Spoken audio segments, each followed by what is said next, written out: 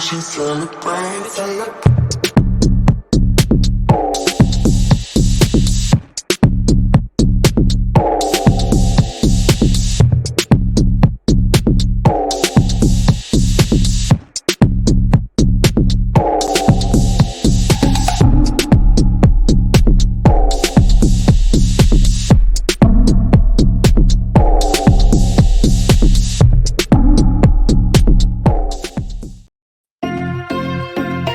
Listen, let's just level set for a little bit.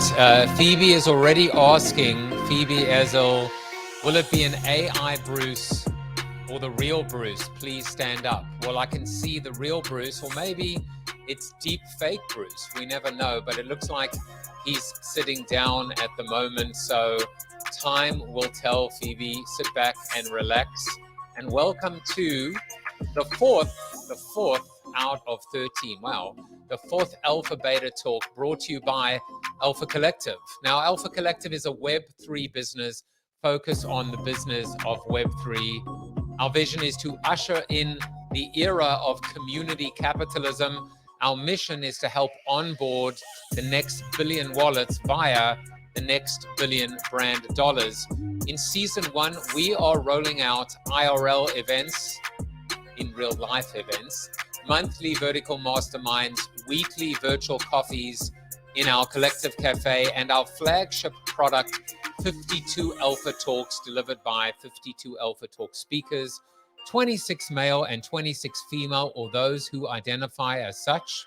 But to get the ball rolling, we're so proud to share 13 additional rock stars, superstars, who will deliver 13 Alpha Beta Talks over the next 15 weeks. They're free as part of a preview period, but from Labor Day, they will be for members only. You can purchase your membership pass via credit card at alphacollective.xyz, or while crypto stocks last, at mint.alphacollective.xyz. And just before we introduce our fourth Alpha Talk speaker, just a little bit of information for you. You are going to be able to get something called a POAP, and a POAP, Gesundheit, a POAP, you can actually see what it's going to look like right about there, is proof of attendance protocol. Anyone that has shown up live today, anyone that watches within 24 hours through this registration link will be sent this POAP. It is essentially minted on the blockchain. And who knows, you can collect this, you can collect the rest of them. Who knows what amazing things will happen next. Good afternoon to Jensa. Jim Fried is here and he says, I have a Web3 fintech company. Jim, I think you need to be a part of Alpha Collective. Let me tell you who is a part of Alpha Collective. We want to welcome our new members, and we're going to be welcoming every single new member on our Alpha Beta Talks through our Discord, which is discord.gg/Alpha Collective, on our Twitter, etc. I know this is something that Bruce Turkel, our speaker, our keynote today, would approve of. It's the best of the old meets the best of the new. In other words, actually say hello to people, get to know them by name, know them by their name, their story, their birthday, their anniversary, maybe even send them a handwritten note. These are the things, I don't want to preempt what Bruce is going to say, but that technology can never replace. So Jeff Cottrell has joined us, and he is VP of Brand Marketing at Topgolf. Maybe you've even played Topgolf. Former 4A's CEO Nancy Hill is a member. Jonathan Silverstein is a member, and so is Jennifer Warren, who is VP of Marketing at Indeed. We welcome all of you, and we look forward to interacting, connecting, networking with you in Alpha Collective. But now it's time for Bruce Turkel.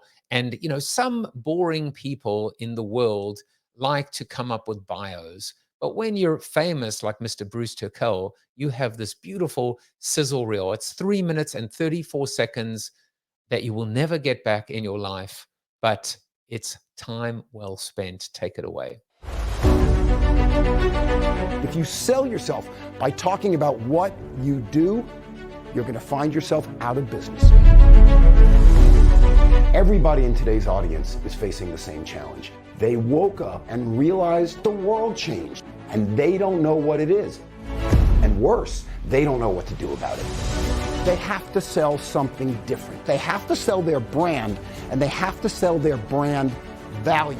That's where the business begins to change.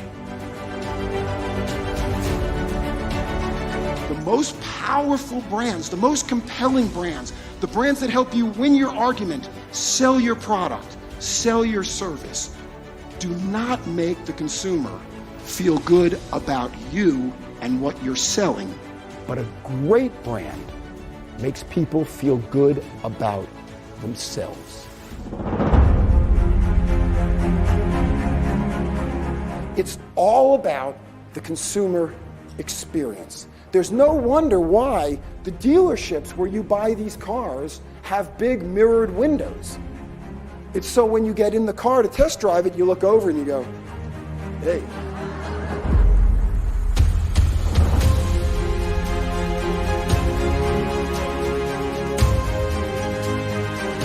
We all need to understand where our businesses matter in the lives of our consumers. Every time you make a marketing decision, a sales decision, a business decision, I want you to think of that simple algorithm. CC to CC, company-centric to consumer-centric. If you do your job right, the attributes of the brand become the attributes of the consumer. I like to give people the 50,000-foot view. Here's what's going on in the world. Now let's go down to the ground. Here's what you need to do. Stop talking about yourself. Your business outreach is not a bad blind date. Instead, it's find out what it is that you are and what your customer's aspiration is and find that intersection. Fantastic speaker, so engaging, really energizing, really has something different to say every time. He made complex ideas seem very, very simple. I'm coming back. Then when they leave, they have real world ideas that they can apply to their businesses right away. Start looking for opportunities to take your brand value and give it to your customer. If the consumer has a sense of transformation, something different happened to me, that's the magic.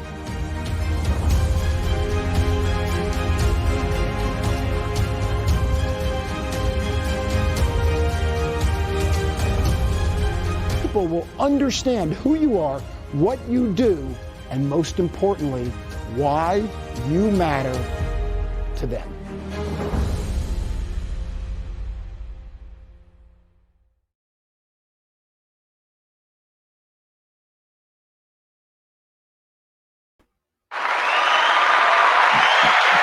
Crowd is literally going wild. It's unbelievable. Bruce Turkel, I would like to introduce a new part, CC to CC to BT. There you go, British Telecom. I'm going to let you take it away. I'm going to use the same corny line, which is I'm going to fade as as Mike Tyson once said, I'm going to fade into Bolivian. But I'm just going to leave you with one thought. Why the hell is Bruce Turkel here talking about Web3? I asked myself this question. Goodbye, Bruce, and I will see you in about 18 minutes or so. Thank you, Joseph. I haven't seen that sizzle reel in a while, so that was a treat. I'm talking about Web 3.0 because I want you all to know one very simple algorithm. Not CC to CC, that's a great one, but this is a different one. It's plus F minus F. Understanding this will change the way you approach this new technology. It'll change the way you work with it, and ultimately it'll change the way you benefit from it. When I was watching the introduction and Phoebe mentioned about the real Bruce Turkel, Please Stand Up, I went old school. I had Eminem and the real Slim Shady, Please Stand Up, one of my favorites. So I want to go back to that time period. Back then in the late 80s, early 90s, I was invited to join a group called the Internet Marketing Group. An Internet Marketing Group was marketers, advertising agencies, and design firms, the CMOs of some of the biggest companies in the world, and also technologists getting together to try to figure out, where was this thing going to take us? Where was the internet going? How could we use it to sell more products, sell more services, make the world a better place, all the things that everybody wanted to do. We met quarterly, we met 4 times a year. And so I would fly out from Miami, where I live, to Walnut Creek, California, and we would have these meetings. And the meetings were in a downtown hotel, great venue. And most of the people in the meetings kind of looked the same. They were relatively young, tech savvy marketing people, design people, very style conscious. And they were also jittery. And jittery, as far as I could tell, was not simply because they were excited about this new technology, but jittery because we all discovered Peet's coffee. Growing up in Miami Beach, we had Cuban coffee, yes, but we didn't have Peet's coffee. So out there, people were just mainlining 55-gallon drums of coffee. Everybody was jittery. And the meetings would go and people would talk about, we would have presenters who would show the new technology, what was possible. We would have futurists who would prognosticate about what they thought was going to happen. And of course, there was no way to prove they were wrong because it hadn't happened yet. And by the time it did, they were already gone. And then we would have different technicians, different practitioners talking about what they were doing right now with their clients, what experiments they were doing. Everybody in the group did this quarter after quarter. But there was one guy in the group who was very different. He was much older than anybody there. He was from the local university. He was an academician, and he looked the part. He wore the tweedish kind of jacket with the elbow patches and the rumply suit. He didn't wear bow ties, unfortunately, but he did wear ties to these meetings. His hair was kind of scraggly. He had a patchy beard, and he had a pipe in his mouth. It was never lit, as far as I could tell, but he had a pipe. And he sat in the corner of the room with an old steno pad. You know, the pads that are about yay big and they have the curly wire on top. And he took notes. And he would just sit there quietly, his leg crossed, chewing on his pipe and taking notes. And he never said anything. And he was just there. He was part of this meeting. And meetings went by. We were all learning, experimenting, getting to know one another, trying new things. New people would join, people would leave. And one day, one of the jittery boys made a comment that apparently this guy did not agree with, the academician sitting in the corner, because for the first time ever, he commented. And he was pretty direct. He disagreed with what jittery boy had said, and he told him why he thought he was wrong. At which point, jittery boy, who was probably mainlining like his second 55-gallon drum of Peet's espresso, just bit this guy's head off, just started reprimanding him. You're here, you don't know what you're doing, you don't use the internet, you write with a pen and paper, for God's sakes, you wear clothes that look like they're from the Sherlock Holmes movie from the 1920s. He said, what business do you have of being here in the Internet Marketing Group? And the older man, very quietly, waited till jittery boy finished his tirade, took the pipe out of his mouth, and he said, let me explain something to you. I know what you all do. None of you know what I do because none of you have bothered to ask. But I'm a historian. I study emerging technologies throughout history.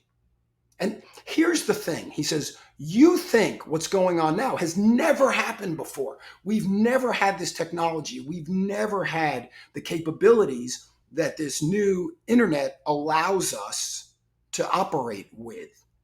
He says, but that's not true. This has happened hundreds of times before, where a new technology comes along, people jump on it, trying to figure out how to capitalize on it, how to use it to their best effect.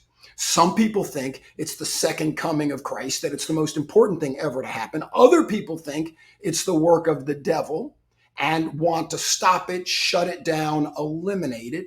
He said people fight back and forth, and then somebody figures out what it is you can actually do with it. And then at some point it becomes mainstreamed and then it advances. He says this has happened over and over again. He says, so unlike you, I know exactly what's going to happen. You might know how the technology works, how the algorithms operate. He says, I don't know that, but I know what will happen. because I've seen it before. And it was a fascinating concept that really stuck in my head. And each time a new technology comes along, each time there's a new opportunity to try a new media source, a new way of capturing data, every single time I pay attention, thinking back to what that historian said. This has happened before. I started looking back in order to look forward. I started studying much more history, reading biographies of great people to see how they dealt with change, how they dealt with adversity, and to figure these things out, to get a little bit of a head start. I hear about futurists. I used to say I'm not a futurist, I'm a presentist or a currentist, but I also believe it's critical to mine the past, look backwards in order to understand how to look forward.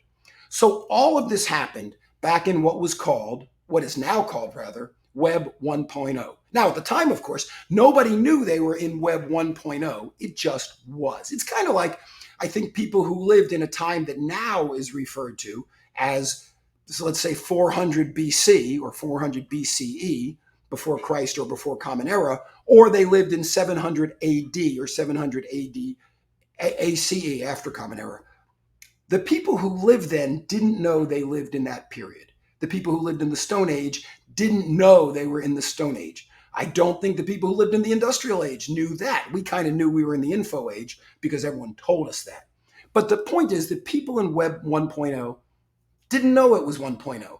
And then somewhere after Y2K, after the bubble blew up, when the technology advanced, we moved into Web 2.0.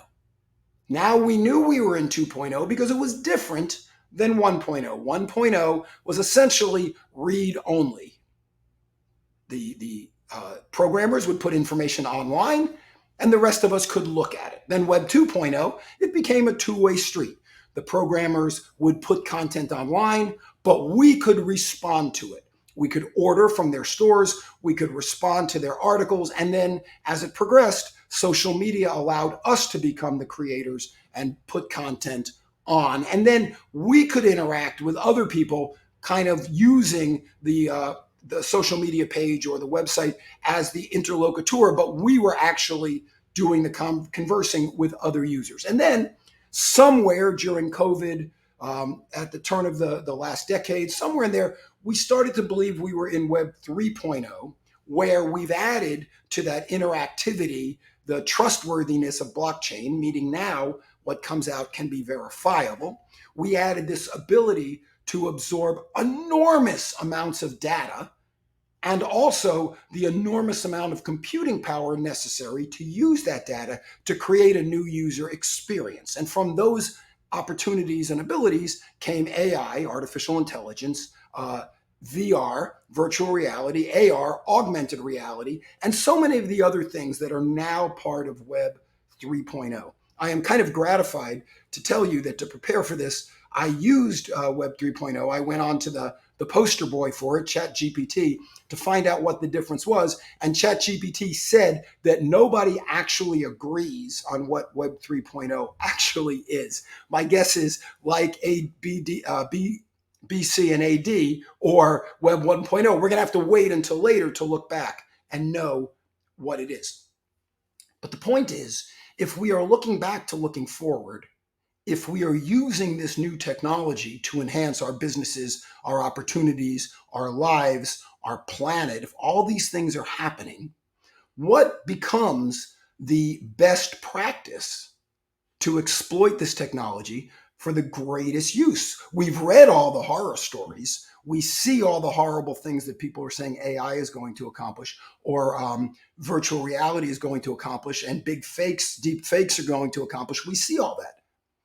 But where is the good that we can benefit from? And because I like going backwards in order to go forward, I want to tell you a quick story.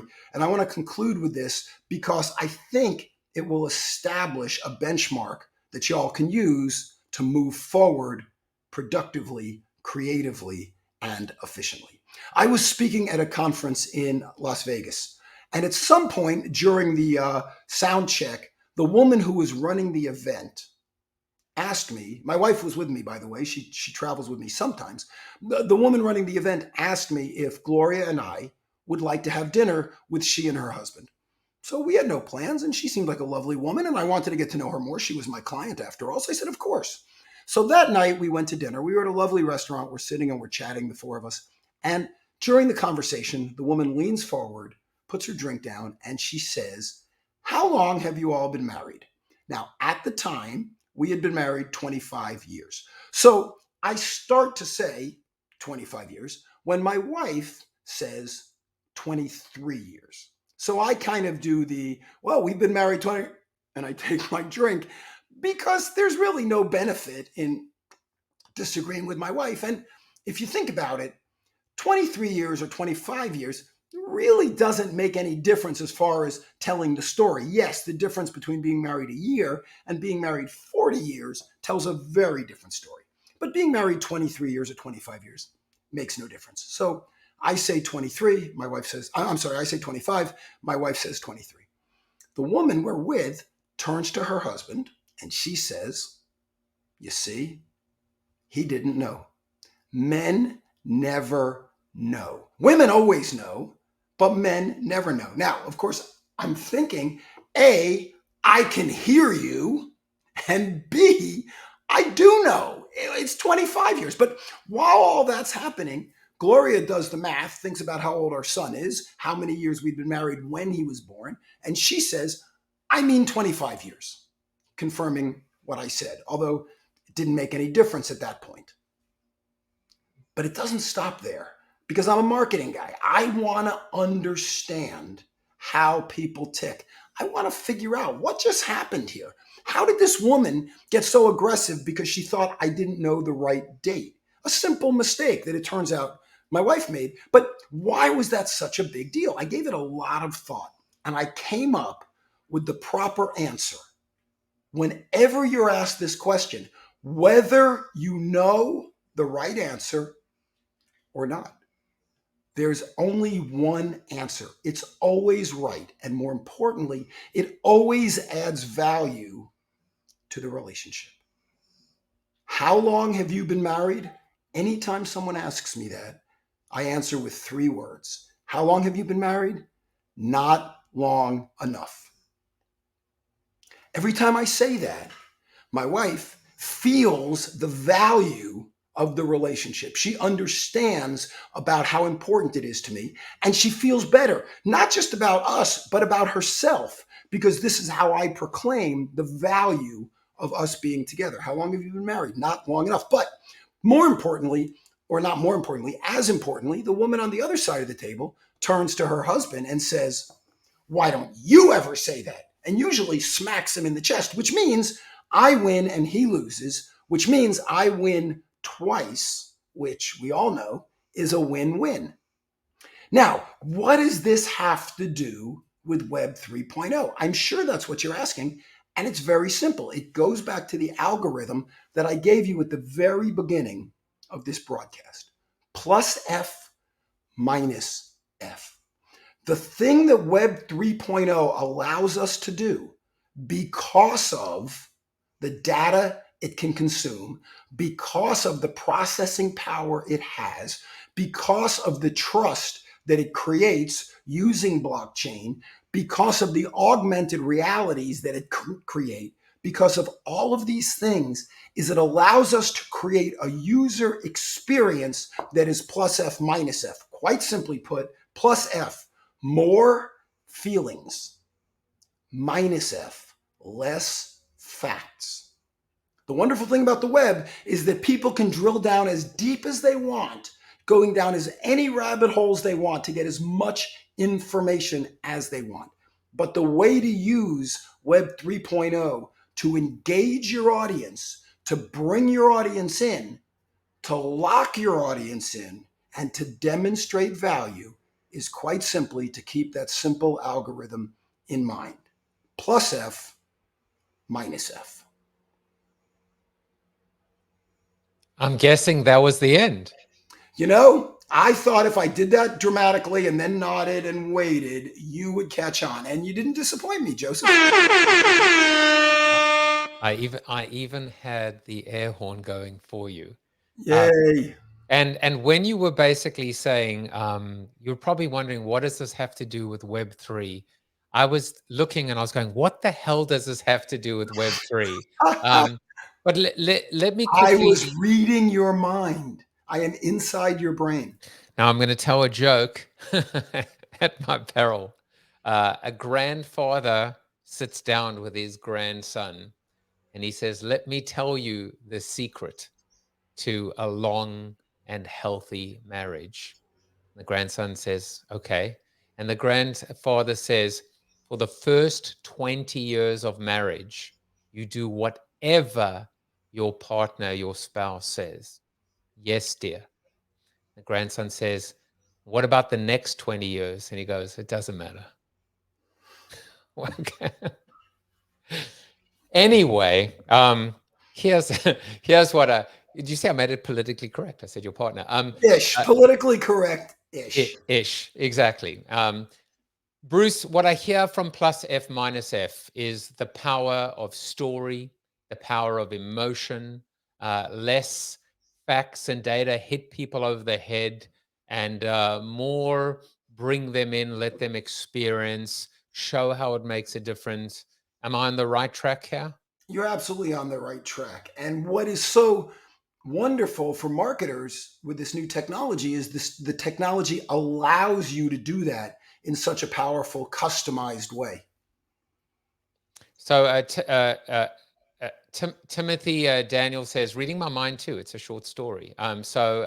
You fulfilled. You've brought home the goods. But now I feel like we're in a fireside chat environment. So it's time to bring up the fireplace. There we go. Doesn't that feel a little bit warmer? Yeah, being in Miami, getting warmer is not actually an attribute or a benefit right now. Well, it's in the metaverse, Thank you. so it's fake fire, Fair. which is also F. So after all of this, Bruce, if I had to ask you, what's your definition of Web3? Is the answer who the hell cares? Let's just find it.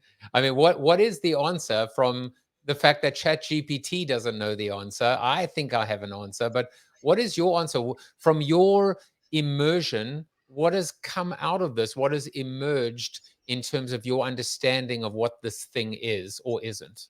Well, I think there's multiple definitions, which is not a, cop out. It depends how you want to define it. You can define it by what's created it. So it was created by these various new technologies that once combined have made it possible to do things you couldn't do before. You could define it by what it needs to consume, how much data, how much time, how much bandwidth, how much processing power. You can, because that's how the people who are writing code, who are building more efficient code, are looking at it. You can define it by what it can accomplish. If you look at where it can add value, I mean, how many people, writers especially, do you see talking about, oh, yeah, it can write stuff, but it's never as good as real writers? Well, the truth is, most real writers aren't very good to begin with. And who's to say what's good and what's not good? And who's to say that it won't improve rapidly based on not only all the new technology and processing power, but its ability to consume more and more information? Again, if you look back to look forward, if you remember the movie Short Circuit with Steve Guttenberg, it had a little robot in it named Johnny Five, one of my favorite movie stars. And Johnny Five used to go to libraries and open books and turn pages very rapidly and say, input, input, input. The idea being that the more input Johnny Five assembled, the more ability the robot would have to combine those things in new and interesting ways. And so you could define Web 3.0 as Johnny Five, available across the internet. There's lots of ways, but I think most importantly is to accept the fact that the definition will come afterwards, that historians will look back and say, this is why it mattered. We don't know. If we did, we would be investing only in the right places. If we understood that, by the way, 20 years ago, we wouldn't be doing any of this because we'd all retired on all the Apple stock we would have bought. So I don't believe that the definition is what we think it is right now. It's what it's going to turn out to be. I really love that response, and it goes back to something you said right at the beginning of your talk. You see, I was paying attention, which is the beautiful thing about Web 1.0 is that people didn't realize that they were in Web 1.0. And in a way, giving it a label, giving it a number, it limits us, it constrains us, it puts us in a container. as opposed to the fact that people will look back on this moment, right now, this moment, and say what we thought it was very different to how it turned out to be. And I'll say, and what I want people watching to realize, people coming into the community, into the collective, is you have the power to shape this, to form this, to influence this, to mold this. You have the ability to figure out what comes next. Or would you prefer just to be on the sidelines and have your future and your fate dictated to by something you said so brilliantly, which is most real writers aren't that good anyway? So you told a joke earlier about a grandfather and a grandson. You know the joke about the two young fish are swimming through the water, and at some point an older fish swims by in the other direction, and the older fish says to the two young fish, "Morning, boys. How's the water?" And then they just keep swimming. And at one point, one of the younger fish turns to the other one and says, "What the hell is water?" And I think that when we were in the 1.0 environment, we didn't know what we were in. And trying to define it now, once again, we don't necessarily know. But the point is exactly what you said. How do we mold this clay? I completely mix my metaphors. How do we mold this clay into something that will function best for us? How do we protect ourselves from the things we're concerned about, whether it's security or information or control or whatever? And then how do we use it to our benefit? See, I thought you were going in a different direction, which is kind of the goldfish type of story, which is 7 About the seconds castle? later, they come by again and go, "How's the water?" In your capacity as a keynote speaker, and how many countless thousands of audience you've been in front of, remember the scene from Top Secret, when Val Kilmer is introduced to Deja Vu, and he goes, "Have we not met before?" I mean, you've seen history repeating itself over and over again. No doubt you're asked the same question all the time. I would almost call it this, Bruce, which is, how do we sell through insert whatever the bright and shiny object or the fad is, or the substantial 2.0 is to senior management? What do you tell them? What do you tell them every time? And will it be the same again this time? I tell them the same story most times, which was when I ran the ad agency, Bacardi was one of our clients. And Bacardi gave us a very clear assignment, which was to sell dark rum to what they called LDA, which is legal drinking age. That was 18 in some states and 21 in other states. So we had the very arduous task of going to a number of states and going to college bars and drinking and buying drinks for people and talking to them. It was, our researchers were really very, very upset about having to do that gig. And we discovered the reason why younger drinkers consume liquor. I mean, we knew what it was already, but we needed it to be verifiable. But more importantly, we learned that they talk sophisticated, but they drink sweet. So they'll talk about enjoying all of these certain sweet drinks, but the two drinks they mostly drank at the time were rum and Coke or screwdrivers, because they knew Coke and they knew orange juice. And, most of them had an uncle who said somewhere along the line at a wedding or a bar mitzvah or confirmation, "Hey, Joseph, try this," and gave him one of those. So we were making our presentation to the whole marketing team. Look, here's what we learned. Here's how we verified it. Here's why it is empirically accurate. And then here's what we're going to do. And the campaign was fantastic. But at one point, a guy sitting in the back, who clearly everyone paid deference to, but I didn't know who he was, he said, may I interrupt? Let me ask you a question. And he starts explaining the story about how his grandfather came from Cuba to Puerto Rico with the recipe of Bacardi rum sewn into his lapel, and how they manufacture it was one of the Bacardi family. And, they talked about the quality and the casks and all these things that they do. And he said, and here you tell me that these people drinking in these bars, they just want to get loaded and get lucky. And, I can't accept that. We can't sell rum that way. And so I said to him, "I understand that, sir. Let me ask you a question. How often do you buy Bacardi?" And he looked at me and he said, "What?" I always buy Bacardi. That's the only thing I drink. I said, no, I understand that. It's your last name, for God's sakes. And anytime you go to a bar, you hand them the Bacardi credit card, and you buy Bacardi for everyone. That's not my point. My point is, when is the last time you walked into a liquor store, you had $20 in your pocket, a buddy had told you, hey, bring a bottle of Bacardi. Bring a bottle of rum to the party, and you could buy Bacardi for $18, or you could buy Old Mr. Boston for $12. And he says, Old Mr. Boston, pero qué mierda, no? I go, no, sir. I'm not comparing the two. I'm just asking you, when has this ever happened to you? And he says, never. And I said, right. So all I'm telling you, I'm not making a value judgment. I'm just telling you what the people your team wants to add to your customer list, what they care about. And at which point he said, that's a very good point. Please proceed. Now, here's to answer your question directly. Afterwards, when I was meeting with the team, they asked me, oh my God, how did you do that? Why would you dare do that to the guy whose last name is Bacardi? I said, well, here's the thing. You guys can't do it because he's your boss and he'll fire you. And I get that. You have mortgages to pay and kids' tuition and all that. But he's only one of our clients. I would hate to lose the business, but I can afford to lose the business. And by the way, we need to be honest about what you hired us to do, what the results were, and what we recommend. It's not my job to decide whether he should do it or not. That's not my responsibility. That's way above my pay grade. My job as a professional is to provide the best options based on what I know, what I see, and what I understand. Give those, and then let you do your job. So then they say, well, if it was up to you, what would you do? And my answer is always the same. Let's be clear. It's not up to me. It's up to you. If it was up to me, I would do A, B, and C. But it's not. And so what would you like to do?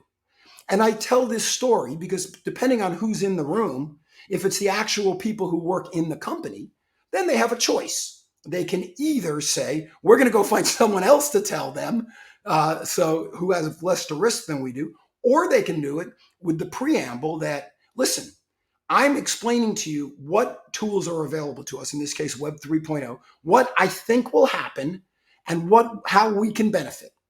What you decide to do with that information is your business. And I am here then to carry out your wishes.